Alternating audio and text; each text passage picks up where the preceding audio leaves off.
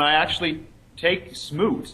Oftentimes I think this con artist, and any con artist, they kind of mimic the people that they meet throughout their life. So I take on Smoot's character. I become a Southerner with a Southerner's accent, and I'm in the Highland part of St. Louis, upwards of northern Illinois, and it's basically a German community that had settled there in the 1800s.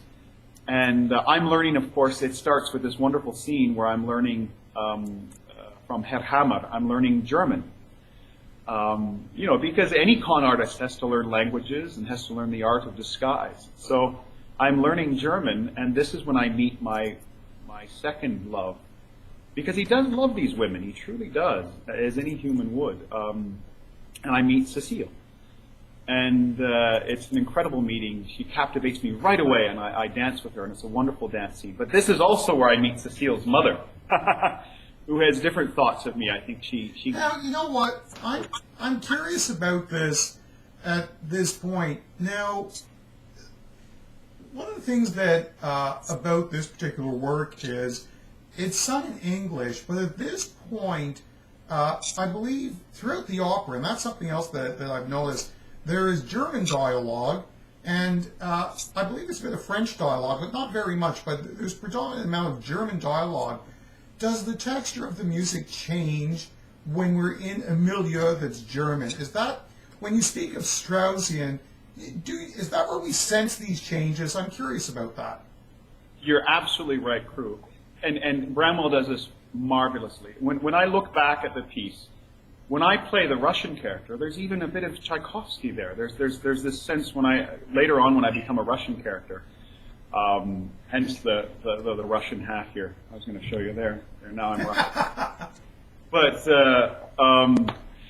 yes, and in this scene where we talked about the waltz, there is a very strong Straussian sense. And Erin Wall, who is famous for singing Strauss, just rips it off like no one's business. She sings some of her most glorious singing in this, and in the wedding scene, which is still actually the wedding took place in the beer gardens, and that's a fact as well.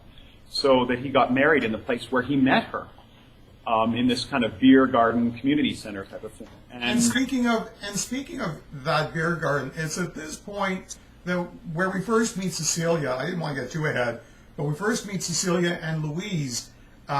And this is where we hear, I believe, Louise's first air, Arrêtez tout le monde, and that's after I Measure Our Life by Cecile's first air. Now, how do these play into the work? Well, don't forget that, not to make us any more confused, but when you see the piece, it makes all sense. Don't forget, Louise is actually French. But again, her name is Paris, Louise Paris. And is she really French, or is she as much of a con artist as Sandy? So there's this sense of European grandeur that he first meets in both the mother and the daughter.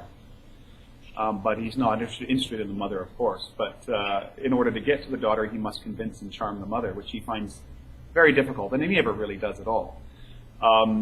So this happens in the music. You get this sense of a European feel in the middle of nowhere in Illinois. And actually the team, the creative team, went down to look at these places. They were talking about them. Bramwell went down and looked at this old beer gardens. And there's still a large German community in this little town of Highland, Illinois, And so there's this wonderful sense of grandeur. Sandy always wants to reinvent himself higher than he is, and this is one moment he does such a thing. And of course, then the next scene is our wedding, and guess who comes in?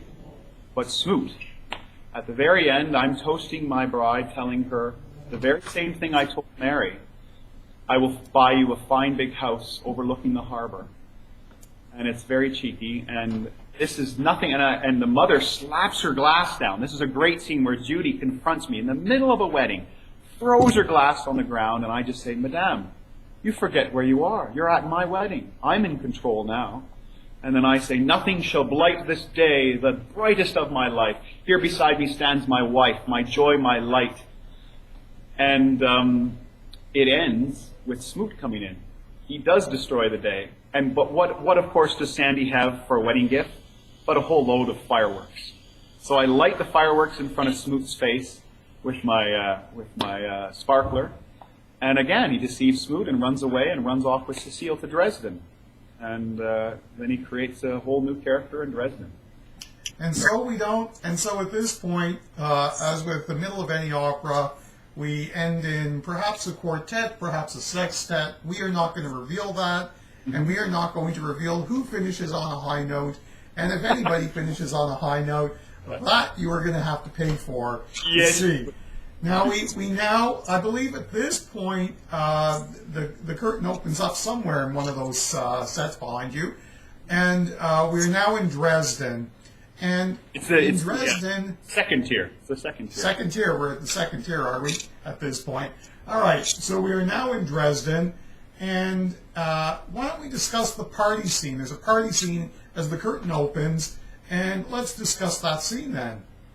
Well, I think this is the happiest and the most confronting part of Sandy's life. You know, he has 3 wonderful children. He has the wife he's always dreamed of. He's spending money. Everyone loves him. Everyone thinks he's affluent. But the underlining tone is very deceitful, because don't forget, Cecile doesn't like him for anything else really but his money. Does she really love him? Does she really love him?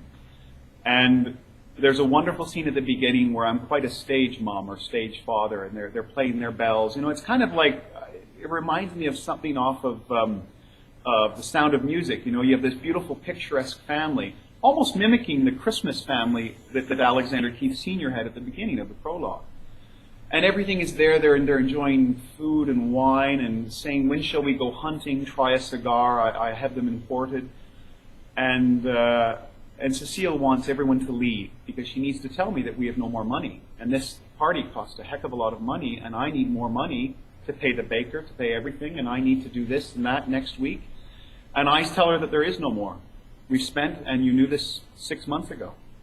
And this is where the whole angst of the piece for Sandy becomes, because there's no way out for him. Because Cecile says, I will have to call my mother, and she's going to come back and provide for us, and I'm taking the children. And now this, by the way, this scene takes place several years later, if I'm not mistaken. Yes, it's several years. The oldest child, I believe, is about 10, so it's about 8 years later. So he's been quite successful in this latest disguise and quite comfortable, and he's living a very, very happy life in Dresden.